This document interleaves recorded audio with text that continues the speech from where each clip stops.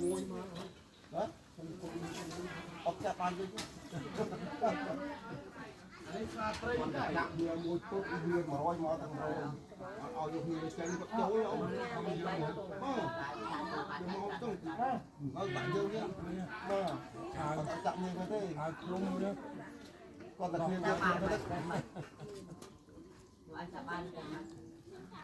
còn là nhiều cái thích như chuối không gặp rồi dương này bơi nhẹ nó ăn được không kia mà mua nó có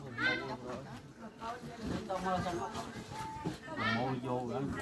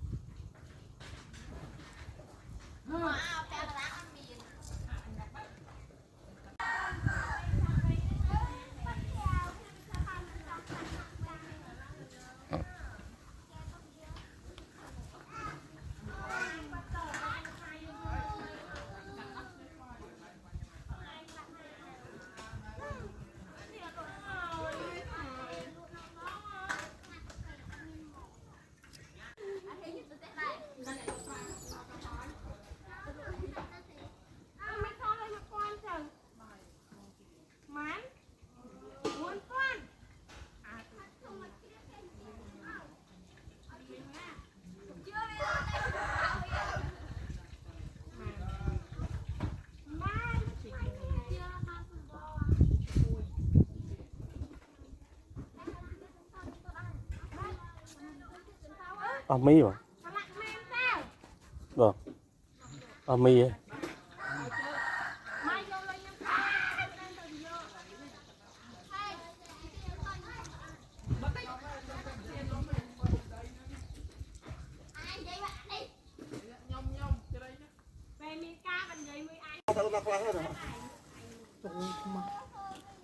Ui, anh đang xịn, lắng lanh trăng ấy nổ.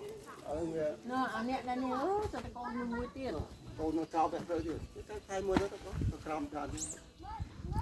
Không có cái gì, mà không cam như tiền, tràn tiền.